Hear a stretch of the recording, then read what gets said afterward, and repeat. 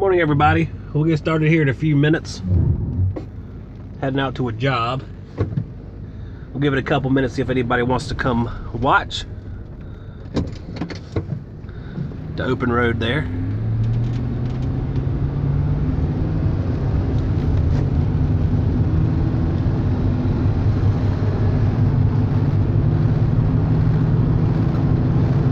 Just enjoy the sweet countryside while we truck along.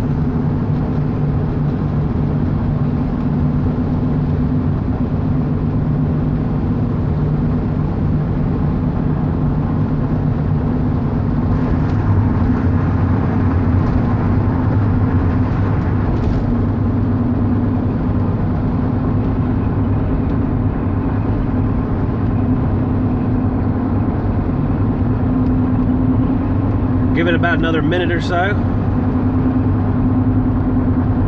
while I make the drive to Burgaw, North Carolina.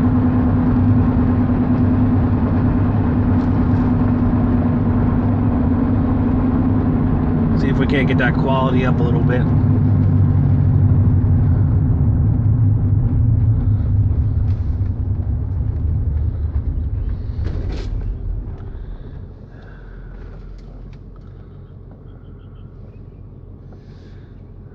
About 30 more seconds, guys. Let some of the cars go by.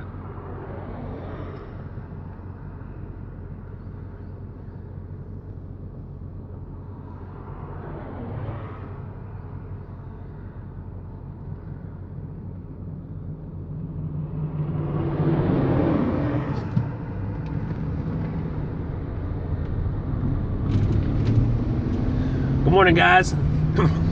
I'm still under the weather a little bit.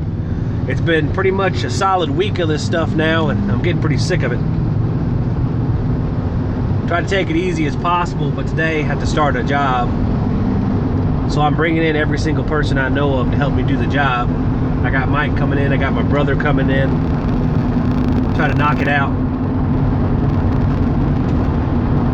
Just a cold, sort of real severe cold, real tired. You know, I checked out a job yesterday with Mike. I was walking up the stairs and I just got dizzy walking up the stairs. It's just one of those things. A real pain in the ass, and I'll be happy when it passes. Today we're starting to change out. We're changing ductwork and a 2-ton package unit. What I want to talk about today was r290. And I'm not an expert at r290, which is propane refrigerant. But we were talking about it yesterday, and they were going back and forth with it about whether or not you should use it. How good would it be? How safe would it be? And that's the biggest concern, I think, that I would have, is that, you know, you have your regular refrigerants which don't have any flammability. You'll have stuff like R32 we've talked about that has a class 1 or A1. I can't remember if it's 1 or A1. Then propane, which has class 3, which means it's very flammable, which a lot of people know. I mean, it's not strange to have hydrocarbon additives, things that are flammable, butane, isobutane. It's not unreasonable to have those in the refrigerants. A lot of the drop-ins have that to carry oil around. But propane is, you know, it's basically a single refrigerant, and it's, you know, the entire mixture, because there's only one refrigerant in it, is flammable. Now, is it a good refrigerant? From what I understand, it's a pretty good refrigerant. I know people have had successes and failures with it, and I've seen some retrofits with R290. I'm not altogether sure that's legal. I know it's R290 is used in small appliances, because NorCal did a video where he was going over some of the specific electronics that were used in R290 applications to reduce the risk of fire or explosion. And that would be my main concern with it. The question I posed on the group was that what happens is the compressor runs into a vacuum and you have an arc. Even if the compressor is pretty much devoid of refrigerant, there's still going to be some residual. And I have a feeling that it could still ignite and cause a chain reaction.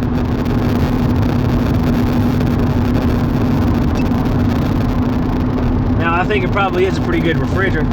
And I do like a refrigerant like these hydrocarbons you can just release into the atmosphere because they're legal to vent. And I think that's what NorCal was going over in his video. It was a real informative video. If you don't watch NorCal Refrigeration, it used to be Rasta Kicker, a real good channel to watch. He went over this because he does a lot of these small appliances where he works on these different refrigerants, you know, 134, 404, and now r290.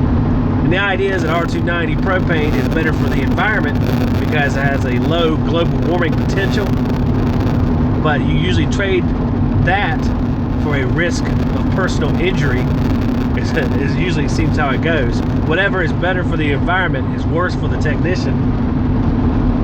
You know, you have R32, might be better for the environment a little bit, but has a higher running pressure than even 410A, has a small flammability, can form deadly gas when heated.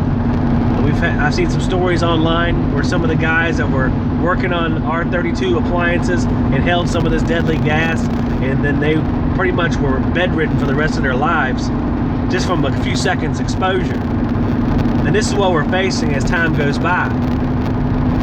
And even if it seems outlandish to think of propane as a refrigerant, I think it is a pretty good refrigerant. But is it safe to use in a larger application than like a prep table or a restaurant appliance? That's what the discussion should be for today. I'm not going to make this vlog very long because frankly I don't feel very good. I was expecting to feel better by today, but it really hasn't happened. But I wanted to get the discussion started. What do you guys think about it? Have any of you, besides the few that have already spoken about it, dealt with it at all? Would you try it if it were legal? I mean, I'm not sure it is legal. Maybe someone can answer that question. I have a feeling like it's illegal in larger systems because those systems aren't designed for refrigerants with a class 3 flammability. So let me know. Fill in the blanks on this subject. That would be great. I'll try to touch base with you guys again later today. But like I said, I am not feeling too swift, and I know I have to start this install, and I have a service call later in the day. So I'll probably be pretty wiped by the time it's all said and done. So you guys be safe. If I don't speak to you later today, I'll speak to you tomorrow.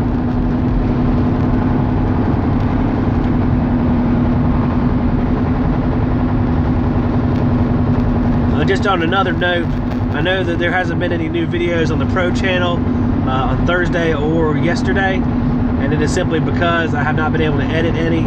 I just been getting home and I've just been knocking out, just laying around, and I have several that are coming. Just as soon as I get a little bit of energy, we'll be happy to go ahead and finish those, and you will see those as soon as possible. I might even release some double features to catch up a little bit. So just be patient. It's been a rough few days, and I'll get back on track here shortly, guys.